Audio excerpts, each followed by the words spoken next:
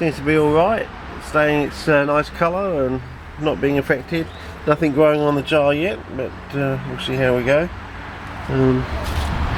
Just notice over here, I don't know whether this will pick it up or not, probably because I'm only on macro, so it probably won't, but I've got a bit of that zinc loving moss growing there, and also, where was the other bit? Somewhere over here, somewhere, oh, there. So I've got 2 bits of the zinc loving moss growing there and there. I've got something germinating in there, I don't know what it is. Oh, another bit of zinc loving moss growing there, assuming it is a moss, it's not a leafy liver or something. But and something there, I don't know what it is. I'll have to use the torch tonight. But yeah, that was liberally scattered with all sorts of interesting seed. I don't know if the rhubarb has died off or it's just reformulated itself in the pot or something. I thought it got too wet, basically.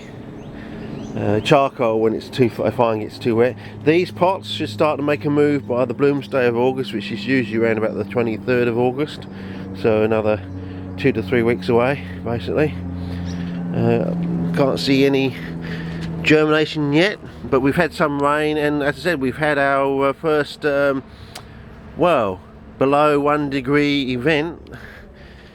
I assume it did go somewhere towards 0 degrees, and so we might get some germination in some of these pots, especially if we have a heavy pounding rain. So yeah, so, but I'm tending away from this stuff. I'm tending away to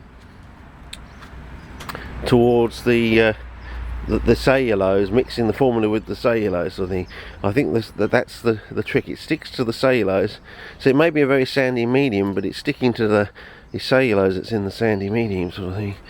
And then it's getting sugars from the cellulose before it latches onto the roots properly. And then take the roots, then the plants then feed what was actually chewing on the cellulose to through their roots, sort of thing.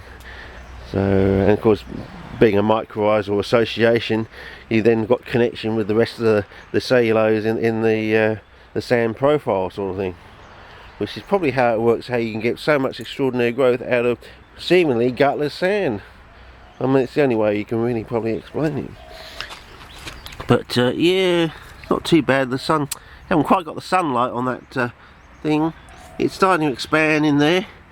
So yeah, another 3 weeks and we should start to see them making a move, and we'll get a yay or nay whether it was successful doing all this work, sort of thing. And but yeah, definitely the purple ear one is definitely it's actually growing now. When these are still dormant, it's actually growing and expanding, so yeah, there's more work ahead, but I think we're heading in that direction with it's basically all this and the purple ear stuff heading down the cellulose pathway. I think that's the way it's going to work, I reckon.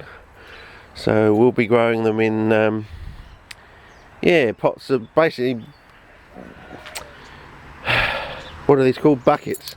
We'll be growing them basically buckets of impregnated cellulose fibre, basically. Basically cheap peat, very well micro-elephantly aerated peat, I suppose. Anyway, I suppose we'll find out that with the candle how aerobic it is, because all fungi apparently, as far as we know, are aerobic organisms. So depending on how far it goes down the candle, we can work out how aerobic it is and how far that aerobic profile extends down into the pot, sort of thing. Sorry, it's early in the morning, I'm not thinking straight, and I've just had a little thing of baked beans and some bread and stuff to get me warmed up, and it's it'll get me warmed up, but it'll place how it with the old with the little grey cells. Okay, over and out.